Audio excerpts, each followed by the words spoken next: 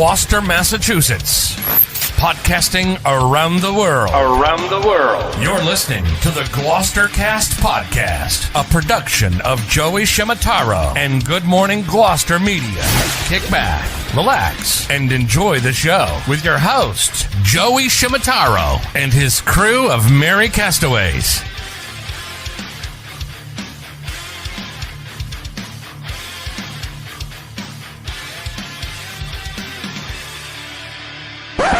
No piping plovers will be intentionally harmed in the production of this podcast.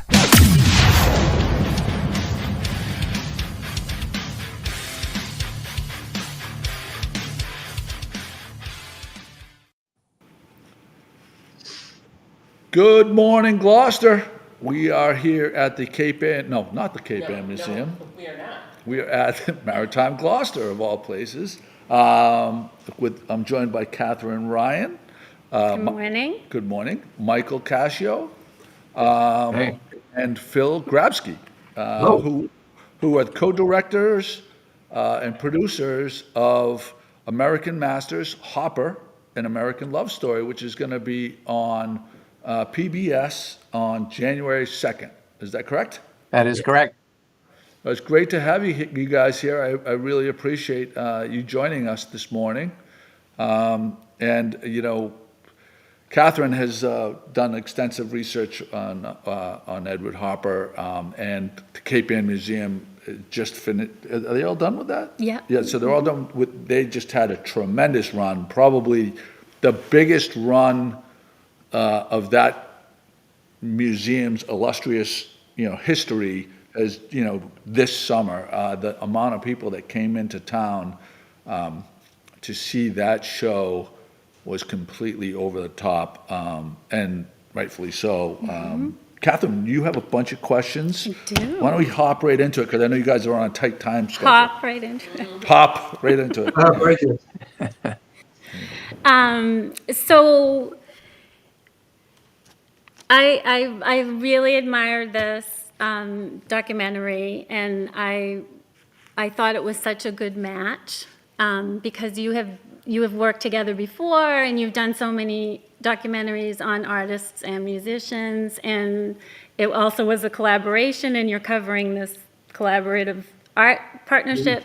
So I wanted you to talk about that, if that was on your mind, working as a pair, talking about Edward Hopper and Joe Hopper. Yeah, I mean, first, just get back to the Cape Ann Museum. It's been basically a year of Hopper with the Whitney exhibition, in New York, and this exhibition. And for me, and probably for Phil, it reinforces our belief that Hopper is the rare American artist who is both widely popular and critically acclaimed at the same time. And obviously, Hopper's work touches a nerve in the American public, and we can get into that. But it's a great time to look into Hopper's life, and we discovered a lot of different things. But the most important part was the art, and that's what got me interested, and probably Phil as well, knowing Phil. And interestingly, the first exhibition that I saw as part of this project, and hello everybody, by the way. The first exhibition that I saw as part of this project was in Nyack at the Hopper House, which is a fantastic, it's a wonderful place where obviously Hopper was born and lived. But when I went there by chance, actually it wasn't quite by chance, but I was fortunate that they had an exhibition of Joe Nivison Hopper's work. Yes, the watercolors. And that was very important. One, because I met the curator as well as the director or the CEO of Hopper House, but two, just to see her work in an exhibition, which hadn't happened very often since she met Edward Hopper, really, in Gloucester. And she basically decided that she would put her own career on a back burner and promote his. One of the great revelations of the film, of course, is you can't understand him without understanding her, and that all begins or is cemented in Gloucester. To go back to your question, often directors work alone in terms of, as the director, but always as part of a team. It's always a creative, collaborative process with your editors, your camera people, whoever it might be. I haven't co-directed very many films, and this was a fantastic example of where it worked really well.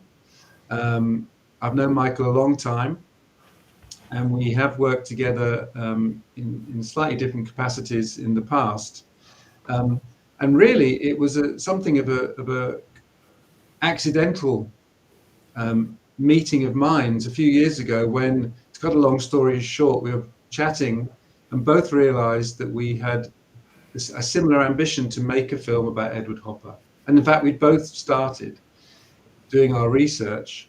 And what we didn't know is we had a mutual friend who had just himself made a short about Edward Hopper, or one specific element of Edward Hopper's life. So all these kind of serendipitous things were happening, and it worked tremendously well, I have to say. I mean, I'm obviously based in Britain. I came across to America 4 or 5 times, but we're even with the pandemic, which obviously got in our way a little bit. I'm tremendously happy with the results, because, as Michael said, he's one of those artists that I think most people would recognize his images. I would imagine that Nighthawks could be considered one of the top American artworks of the 20th century. But people don't tend to know, some people don't know who painted it. Yeah.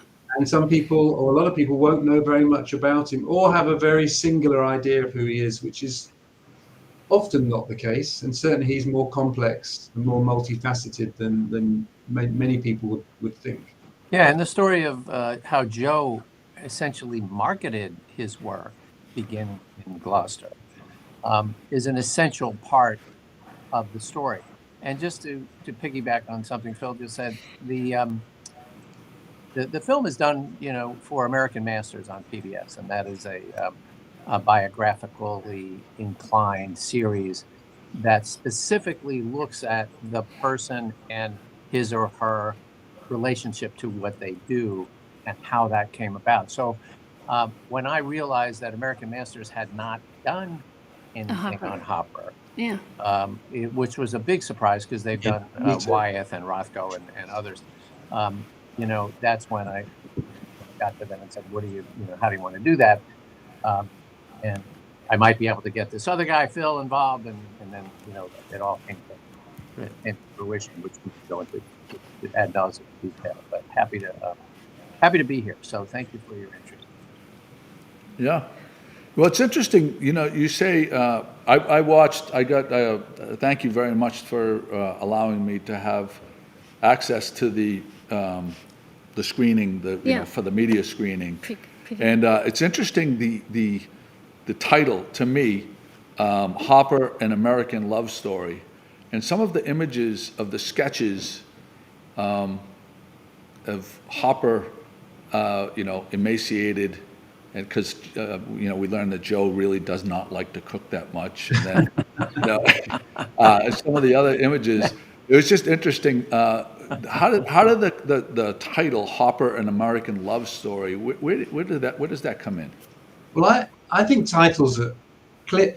When people are looking through their TV guides, you might have a fraction of a second to get somebody's attention, and it was very important for us, first of all, that people realized this was a film about Edward Hopper and not Dennis Hopper. But also, I think that having that kind of secondary part to the title is important, to give you a sense of what the film, the angle of the film, the approach of the film.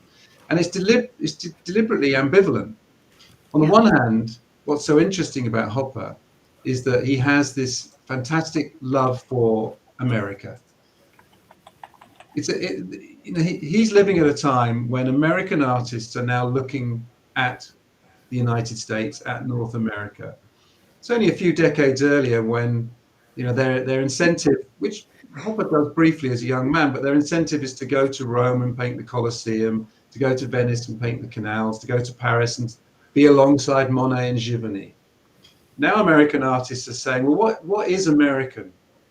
And this is a moment when you start to see artists painting hay barns in the middle of a field. Or, yes, they've been painting landscapes for a while, but now starting to paint things which might have previously felt to be rather mundane. So with Hopper, he's painting shop fronts, or the corner of a shop, or the outside of a diner, and for him, this is something that is fascinates him his entire life. So he has this love for America. But it's also, I think, very important that people understand that it has a secondary meaning, just as important, which is it is a love story between the two of them. Now, for those who do know something about Edward Hopper, there tends to be a misunderstanding that, and this is the impression that I was given when I started researching this film. This was a man who was monosyllabic. He never gave interviews. He didn't talk to people. He kept to himself. He was unpleasant to the point of abusive towards his wife, who very little was known about, humorless. And actually, while there's an element of truth in all of that, he's much more complex. And that relationship, albeit difficult, and that's reflected in the film, this is a couple that, to the best of our knowledge, Michael and myself, they woke up in the same bed every year for decades. They went on these long 2-month car journeys together. We all know what kind of pressures that puts on the couple. Not that I'm saying anything about it. But, they would. Well, they're just to stop for a second. There is that interview. There are 2 interviews in the film which you saw with people who actually met the Hoppers. Hoppers didn't have any kids, so it's kind of hard to find people around, and they met him. But their experiences were fundamentally unpleasant. So this is what great art is necessarily. Your personality isn't necessarily reflective of the work. But part of that with him, and it's true of so many great artists, is that what motivates a great artist is never or rarely fame and fortune. It is the desire to be as good as you can possibly be in your chosen métier.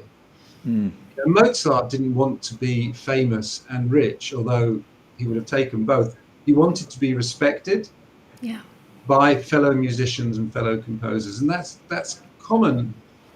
Hopper, he just wants to paint. He just wants to improve. He just wants to constantly push the boundaries of what he's comfortable doing.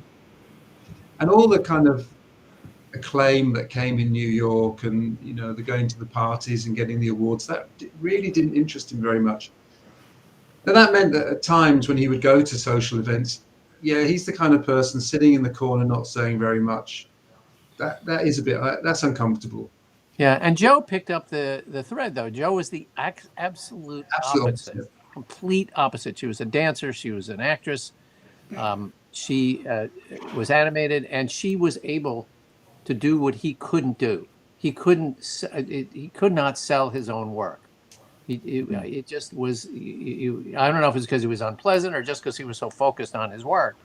And so she did the ultimate sacrifice, which is a story of modern day of the the wife giving up her own very promising career to promote his, which is I think an extraordinary story in this that is relatable in this day and age. But you have to look, absolutely true. But you also have to look at the evidence. So there was a Whitney exhibition that opened that you mentioned right at the beginning, and Hopper's New York. And there was this fantastic bequest that formed the backbone of that exhibition from a guy called Sanborn, who basically this family had looked after all the stuff that would otherwise have been thrown away, front pages of magazines, but included in that were all the cinema tickets. Now this couple would go to the cinema frequently, and they'd keep their tickets, which were multicolored. So you see them torn in half, and they'd write on them what they'd seen. There was a wonderful framing of these in the exhibition, and it's very, very beautiful because there's all these different colored tickets. The point being, they might have had an argument in the morning, but they went to the cinema together. When they're doing certain paintings, they go location scouting together. She is his model in virtually every single painting that he does. It's her. partly because it's easier and cheaper, and partly because she didn't want any other women to be his models. But still, this couple have this remarkable relationship. And the point of all this is, as Yeah. Michael says, you cannot understand the paintings, which are iconic, many of them, particularly the ones of New York, although there's plenty in the film that people won't have seen before. You can't understand the paintings without understanding his biography, and you can't understand his biography without understanding their relationship. Well, we also see in the doc, what do we call it, docuseries? Documentary, yeah. The film.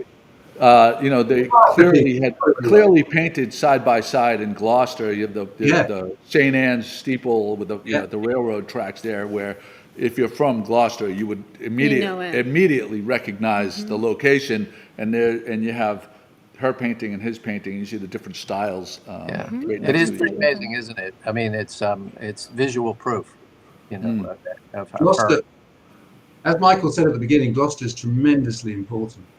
And I loved my 2 trips to Gloucester. And I think it's true, whenever you make a biography, you have to visit the locations. Definitely. And, she was the more successful artist when they meet in Gloucester. They had met in New York.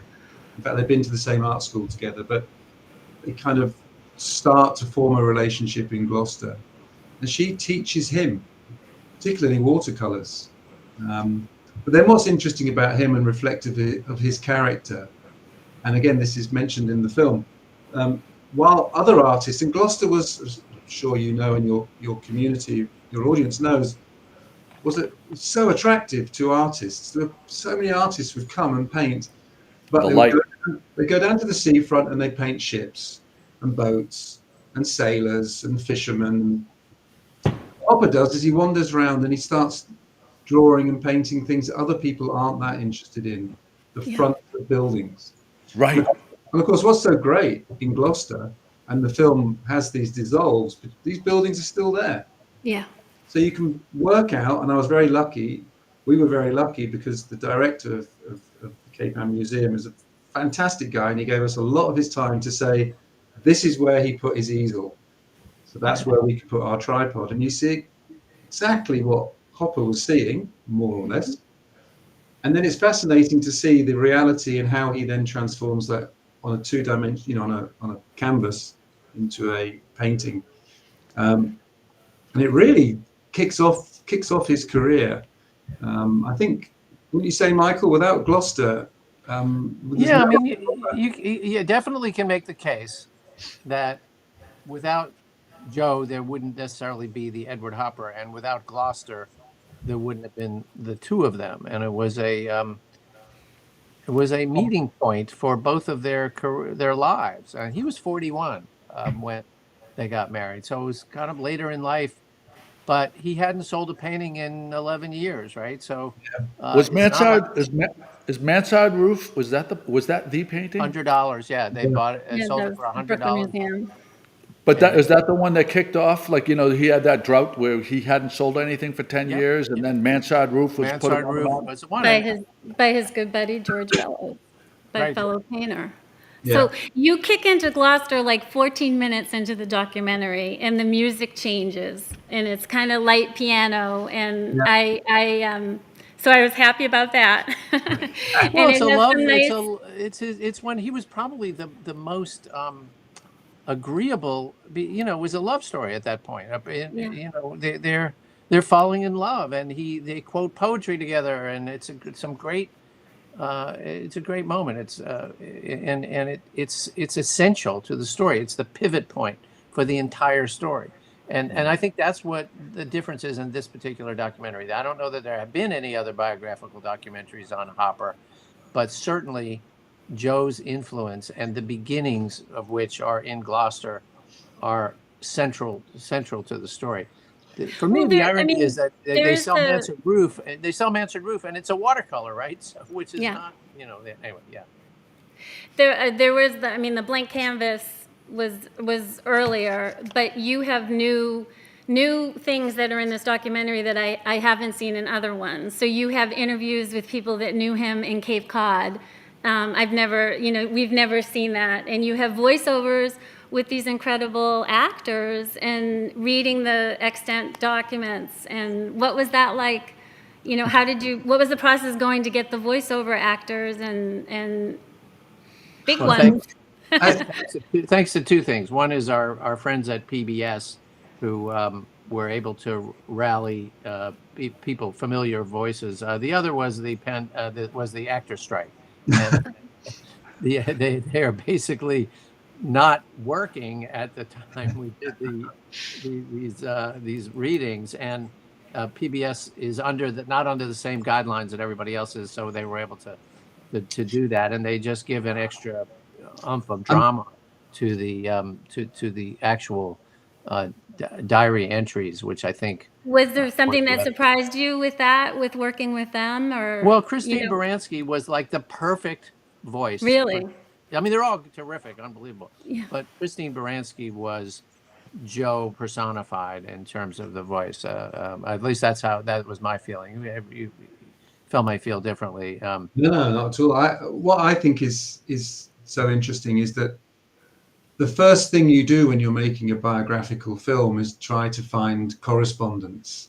Try to find, not to read kind of secondhand accounts, but actually find letters, or if it's a more recent artist, filmed interviews, radio interviews, because then you get their actual voice. And while they might be talking in a certain way to certain people, that's the place to start. So it makes films about Vermeer or Rembrandt or Bosch very difficult because there is no correspondence. Yeah. And our fear with Hopper was that we were told, this is a guy who didn't like to put his thoughts down on paper, wasn't interviewed by television. I mean, can you imagine a 20th century great, very, very successful artist, basically not interviewed, refusing everything? Yeah, it's on the cover of Time magazine. I mean, it wasn't like he was unknown, Yeah. Almost a recluse at times. But what you have to do, and you guys would do the same, is you think, well, okay, that seems to be the opinion, but what's the reality? So you go looking. And then you start to find that when he does speak, when he does write a response to somebody, or when he does write for a newspaper, Very careful. when he is interviewed on the radio, and the 2 televised interviews that we did find, actually he's very articulate. Yeah. And he really is very thoughtful. And what's great for the film, of course, is he's actually quite funny too. Yeah. And Sardonic. then you start to think, okay, so I've got this. What are the pictures telling me? Because obviously that's essential too to understanding the biography. And of course, if you look at the paintings, you start also to see his humor, and he's playing with the audience, and he's leaving things. That door has no handle. That diner has no front door. I mean, there's no signs on the windows. He's playing with you. And that's very conscious. There's no accidents in Hopper's work. So all these things come together. And so the more you can have their voice, Hopper's voice, the better it is for the film. With Jo, I mean, we're just so fortunate that she just kept these notebooks. Oh, the unbelievable. The diaries are endless. So, I mean, I don't know where she got the time. I mean, they're so detailed about what they ate and how much they spent and how he's behaving. And, sometimes she calls him Eddie if she's getting on with him, and E if she's not. And, but again, if you read through those, and you select, quite selective, I guess, again, you start to get a more nuanced understanding of their relationship. And again, there's humor, but there's also, sometimes they're quite plaintive. Sometimes she is aware of the fact that she's abandoned more or less her own career for him, and he's not appreciative enough of it. I mean, there's, we have to say that just because you're a great artist doesn't excuse bad behavior. And there's times when he is very badly behaved, but then she could also give back, it was tempestuous. But again, that again, we have the advantage of those readings. And if you get a great actor and a great actress to read them in the way that they have in the film, then that obviously adds to the drama of the documentary. I found the interviews that you include in this documentary to be fascinating, and they just show that he definitely cared about his legacy. He cared. He wasn't so cantankerous that he was aloof. Clearly. Very thoughtful. there's the black and white interview, which, is the earlier days of public television.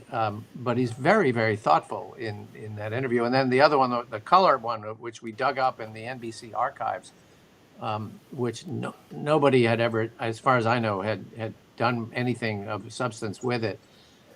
He's reflective. It's a few years later, and he's sort of reflecting back on his career, and that's when he shows a little bit of humor. On the other one, he shows a little bit of humor as well, but he is extremely observant about his own career and his own work. It's as Phil says, there are no accidents. He's very aware of what he's doing and how it affects people, and in some cases he cares, in some cases he doesn't care. Can you speak to this? Go ahead. So there's an interesting point you raised there, which is the extent to which he cared about what people would think about him after he died, after he was dead. Yeah, it's interesting. One of the things that is so fascinating about Hopper, of course, is that he's growing up at the time of, the explosion of cinema and then television. But in terms of cinema, his paintings are very cinematic. Mm-hmm.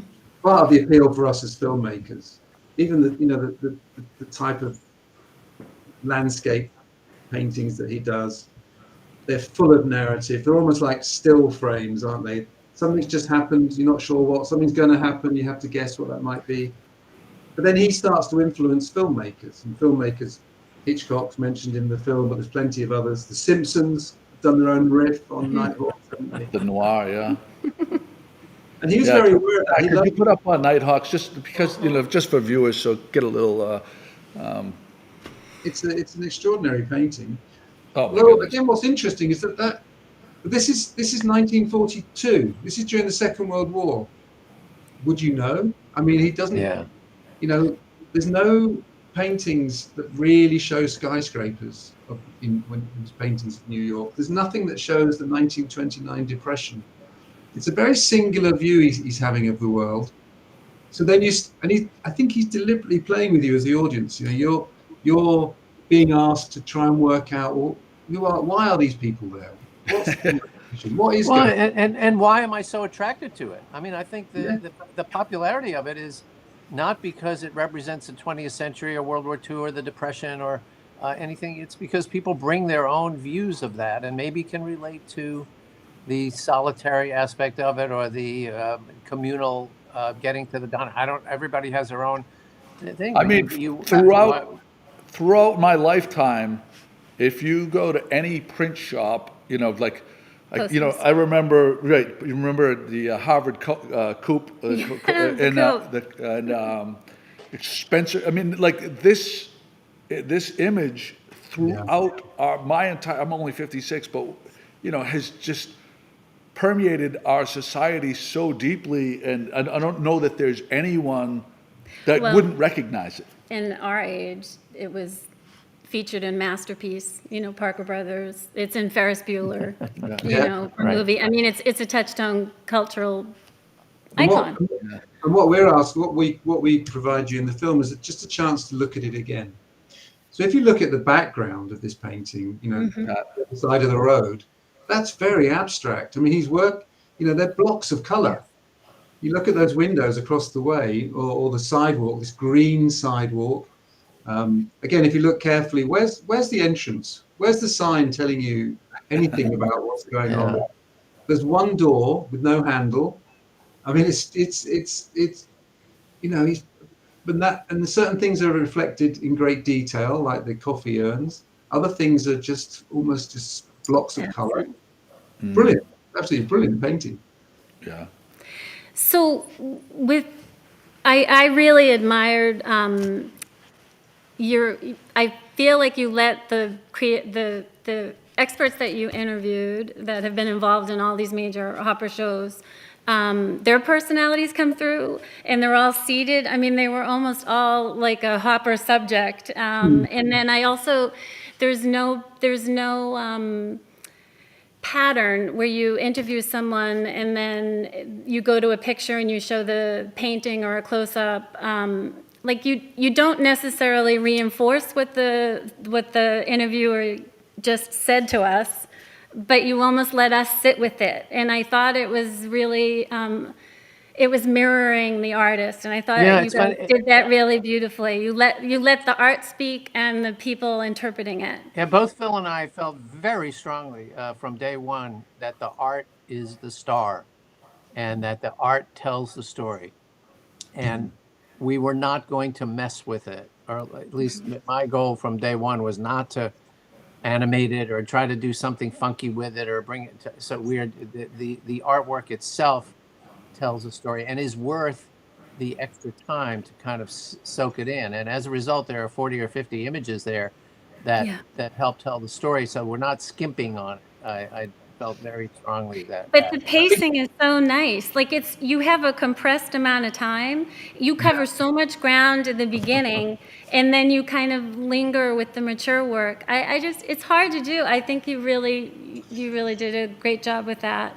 Thank I you. think there's a couple of things there. One, I guess it's any teacher would know this. You almost want the audience to have the questions in their mind before you give them the answers Yeah. or somebody's answer, because then they're more receptive to it. So rather than just telling them stuff and expecting people to remember, let them look at the painting, start to formulate their own questions. What's going on? When did he paint it? Who's he painting it for?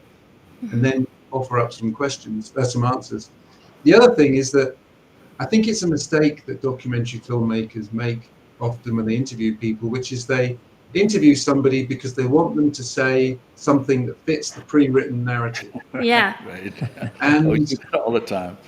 and Yeah, that I was nervous, right? And it didn't. And I also, you filmed so many prior things on artists, and you get to go to these incredible museum shows and go up close and film them. And I did notice the way that you filmed some of the Nyack scenes where Hopper grew up, and then they come in later in the documentary, whether it's a passage of light or a detail of a staircase, and it just was very nice how it went back and forth. But you did help me notice on the portrait he did of her, which I think are very tender. So many of his artworks of her that he gave to her are very tender. But you go in on the necklace in a way that I haven't really, and it made me think about Vermeer, and I know you've done a documentary on Vermeer too. So were there things that you were conscious of or surprised by when you were doing that?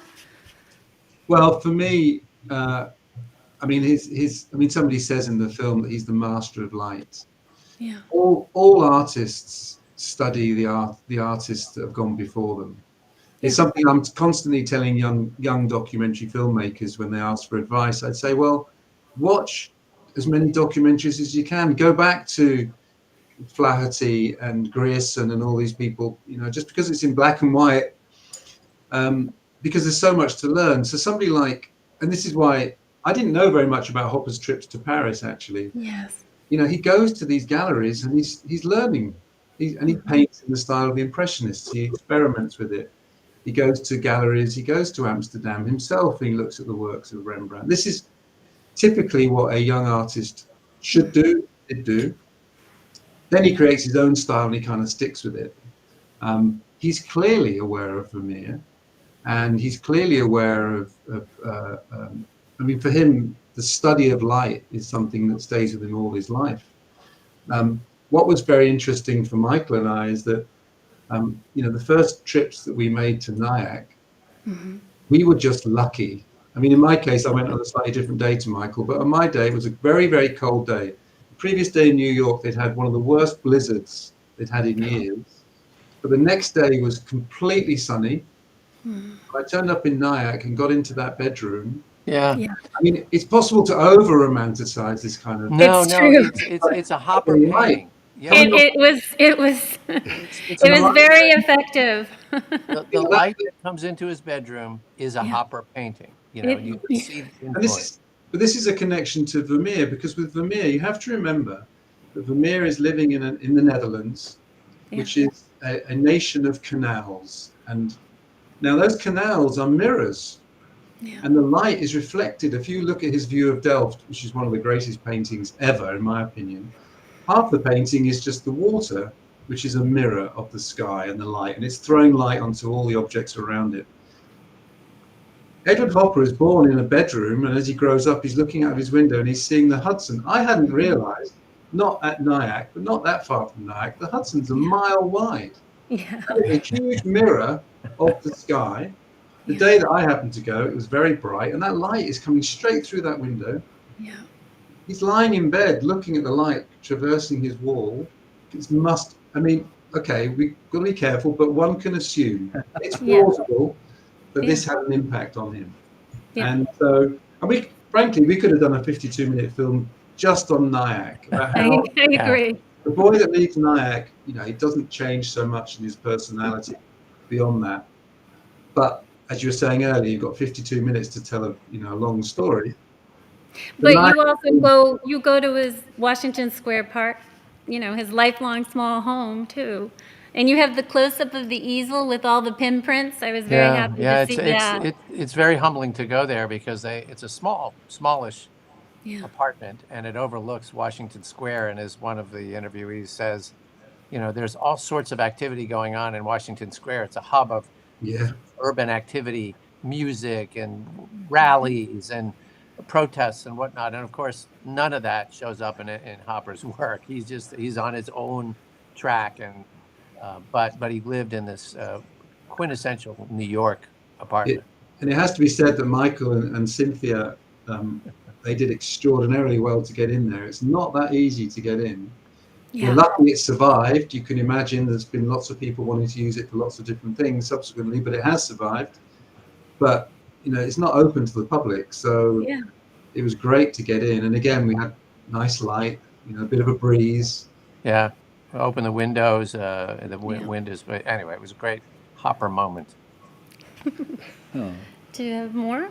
Yeah, well, just the only other thing that I wanted to touch on, because I'm not as knowledgeable, but the theme of solitude and the vein through his work of solitude.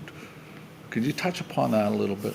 I'm really glad you pointed this out, because I read towards the end of the pandemic, my friend has just caught COVID. COVID hasn't disappeared, but towards the end of the pandemic, there was an article that said that the artist that has been most used to illustrate articles about the pandemic, about COVID, is Hopper. And these images of a person alone in an office, alone at home, staring out of a window, and that Hopper is the artist of isolation, the artist of, as you mentioned, solitude. That is true, but one also has to be careful not to present that as being depressive, depressed and lonely. And there's a very good example of this in the film, which is there's a woman seated at a table with a cup of coffee. And traditionally she's been... Pat has this. That's the one. She's going to post it. Well, that's Chop Suey. I think we're also looking at Automat. No, not Chop Suey. Sorry, the one I'm talking about is... sorry. Automat. Do you have it? Automat? I do, but not. Hang on. We'll pull one up, but you can keep going. It's a singular woman at a table. Traditionally, she's talked about because there's a chair opposite her which is empty. Again, it's a bit like Vermeer. Now, with Vermeer, those chairs did reflect the absent male. The lover who's left, the music teacher that's coming. But in this case, I think, and one of the interviewees also says the same thing. Actually, this is Hopper just reflecting a woman having a bit of time to herself. Just, society's changing. A woman could go out now and just sit on her own and not be misunderstood as to what she was up to. She's just sitting there having a cup of coffee on a busy day, maybe on her way to work, on her way home from work. And again, this is where you have to look quite carefully. No, there you go. I'm sorry. That's it. We'll go right here. Does that work? There she is. And that's why these paintings are worth time. You look at that, you don't see the automats, you don't see the machines that were for a quarter you could get your burger or your piece of apple pie. Look at the window. The window's brilliant. It's just black with the reflection of the ceiling lights. The lights, yeah. You don't see anything through he only includes what he needs for his story. And his story isn't necessarily what you think. It's not. oh, she's been stood up, she's upset, she's lonely because there's a man who has. It's not about the man; it's about her on her own, having some time to herself. Yeah, I mean, So the bigger picture of that is that people bring their own interpretation to Hopper's work in an extraordinary way. He discounts it. He's in the interview, one of the interviews, the rare TV interviews that he gave. He says it's been overblown. Oh no, it was in one of his writings, I think. He yeah, says the loneliness thing is overdone.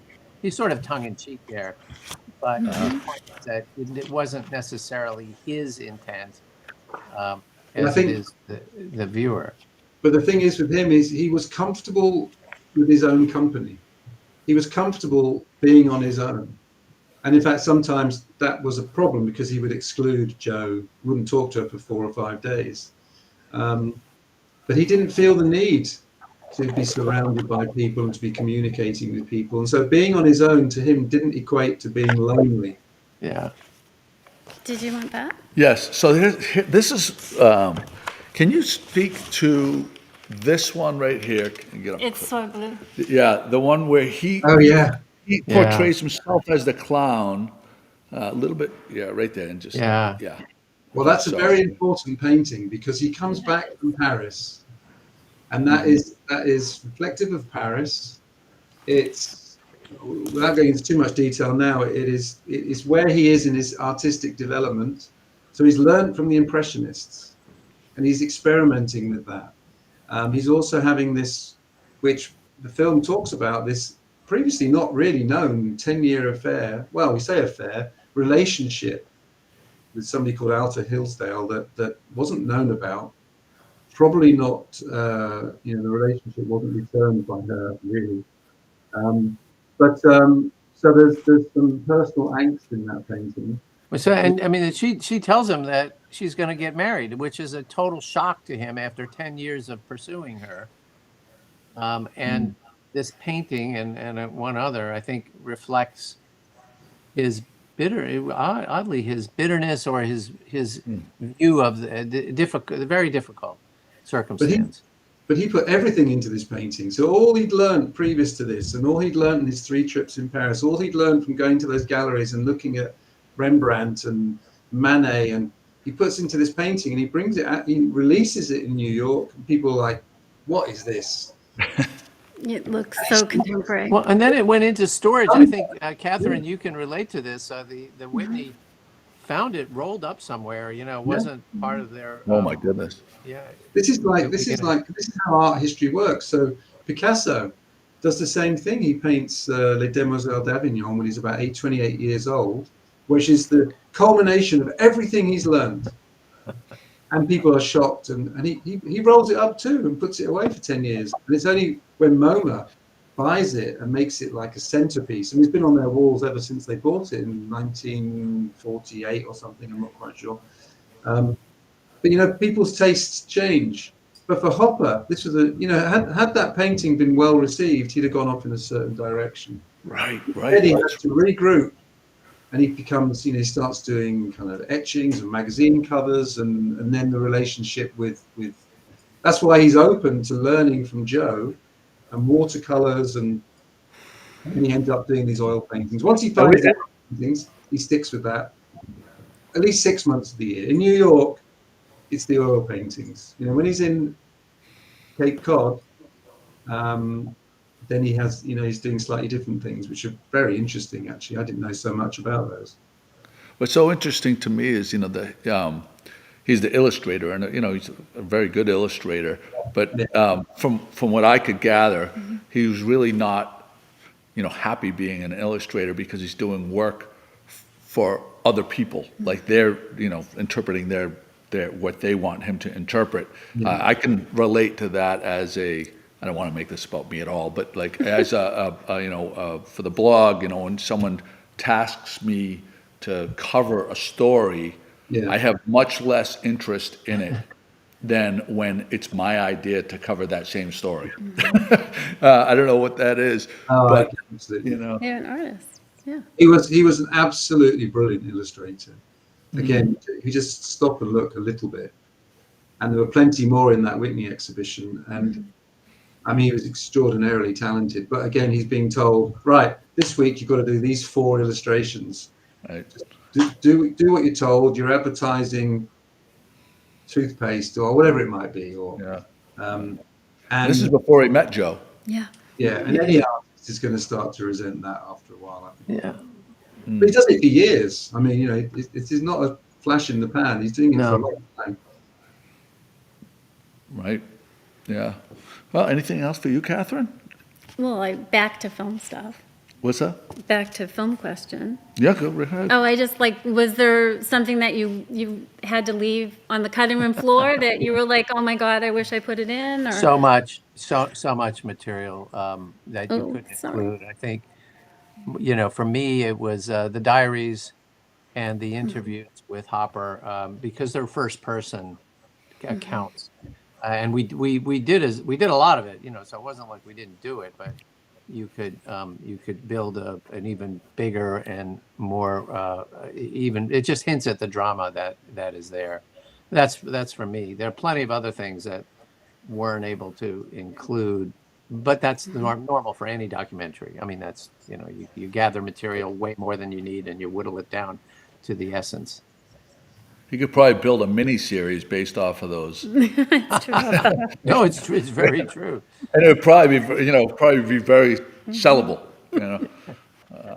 But yeah, we really appreciate your time today, guys, and Congratulations. I feel so fortunate to have seen the screening, the media pre-screening, and I know that people are going to be so excited and so happy to see the wonderful work that you guys put together. On a scale of 1 to 10, what's the labor of love a factor on a project like this for you guys? 11. 11 and a half. I can imagine. So January 2nd on PBS. It's a very good show. Everyone's fed up. They've eaten too much. They really can't talk anymore. It is a perfect night for that. So they're going to sit at home and watch a great film. I think It really is. Watch someone else's family dynamics. exactly. Hey, That's a good point. Very well put. Yeah. Well, thank you so much. We have a link right there that Pat put. We have On Point Pat, our producer behind the scenes here, that she's been putting these links up for us. So if you're watching this on Facebook or YouTube or Twitch or Instagram, those links are clickable and you can learn more about this project. And again, I can't thank you enough for coming on for us. Thank you. Thanks for the opportunity. And the art galleries in Gloucester, please, anyone that's local to you must visit them. They are fantastic, and they've got so many wonderful artworks.